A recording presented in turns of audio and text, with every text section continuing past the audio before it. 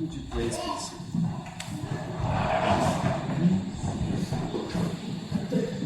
So we're nearly there. We've been journeying through Advent, a time of waiting, and we're not quite at Christmas. And everything about this season seems to encourage us, to celebrate Christmas. Everything in the shops is ready for Christmas. We're all told sort of the beginning of, or the end of October almost, to start celebrating Christmas before we get to the day.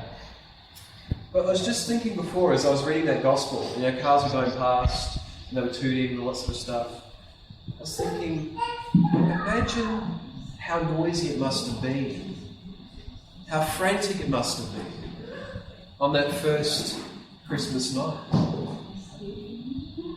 We like to think about, Christmas Eve services or midnight masses, things like that, as these times of great stillness. And often for us they are. But in a bustling city that's full of people coming to be registered thanks to Quirinius, there must have been activity everywhere. Families who hadn't seen each other for years. People who probably barely even made a trip to Bethlehem, bustling to find a place to stay. And this is where we find the Holy Family. But of course, what's even more incredible than that is we have a Holy Family which is not wealthy, which is not part of the upper echelons of society at all. In fact, the lowest in society, from poor family. A young maiden who was yet to be married, which is a scandal back at that time. A man named Joseph who had enough character and a bit of a warning from an angel to take Mary and not to dismiss her. Because if you had, our Christmas story probably would have ended right there. We know what the punishment may well have been. But this is a joy for us.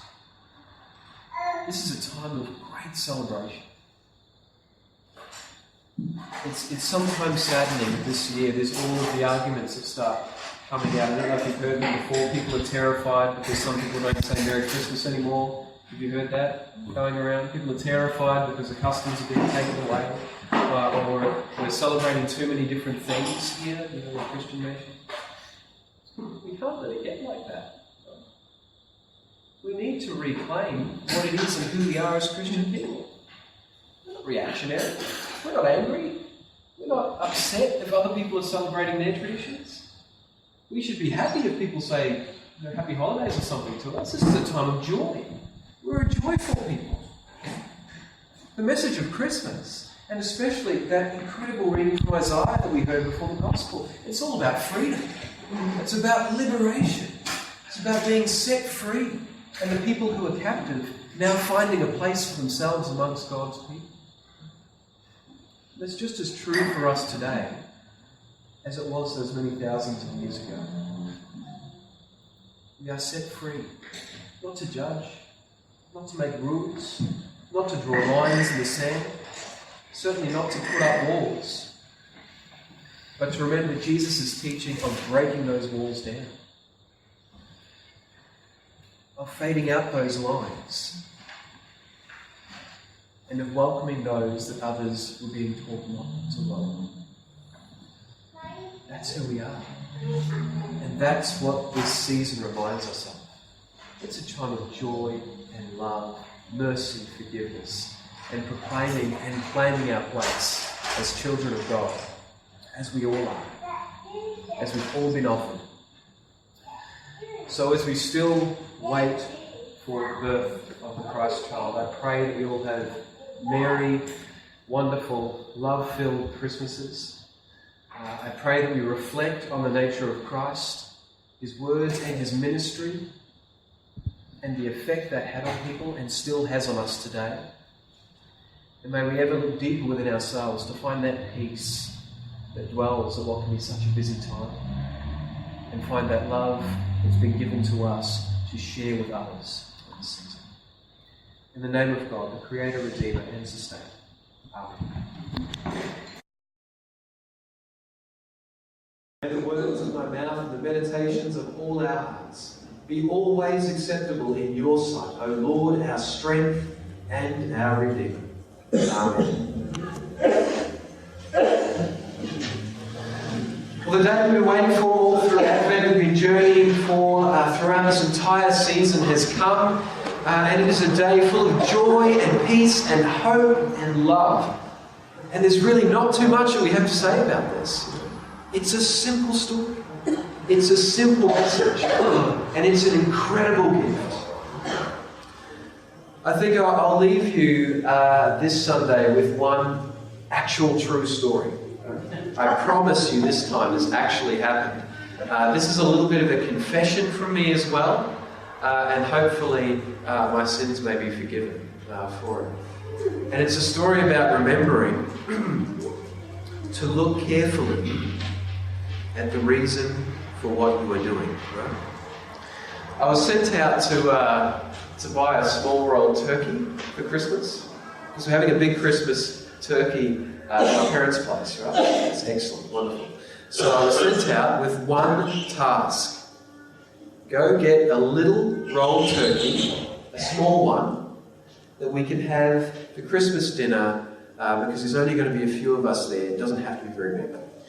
So I went out and I braved the Christmas crowds. I wasn't exactly in a state of bliss at this point, of course, but I found what I thought was the smallest Christmas turkey I could find. Excellent. And then I looked at the price, $27. That's not too bad, right, for a Christmas turkey. Excellent. So I got everything else I needed, went to the checkout, went through fine, simple, expensive, that's right. And then got home and said, I found a small rolled turkey. It's exactly what I was sent out for. And it was only $27. That's great. So my father-in-law came over and said, okay, that's interesting.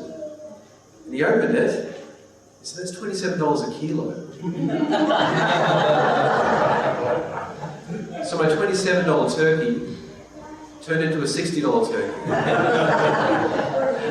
And it wasn't popular for the rest of that day.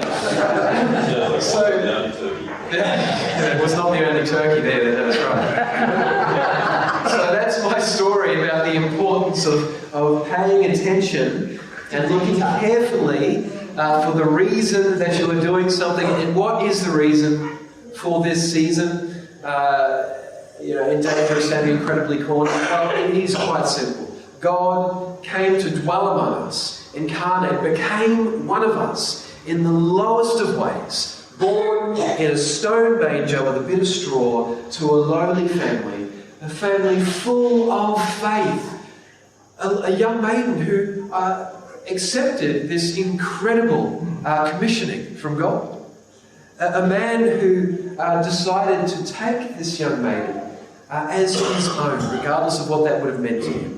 Jesus came to dwell among us, to throw open the gates, to invite us all in, to remind us all that we are loved, we are children of God, and of course lived, preached, loved, died on the cross, rose again, for each and every single one of us. That's the message of Christmas. That's the joy. That's the grace. And our job as Christian people is now to take that message and spread it out to as many as we possibly can. Pulling down barriers, not building them up. Loving, not hating. And inviting everyone that we can into this family, into this kingdom, with the great, incredible grace that we've received in this season. Merry Christmas. In the name of God, the Creator, Redeemer, and Sustainer. Amen.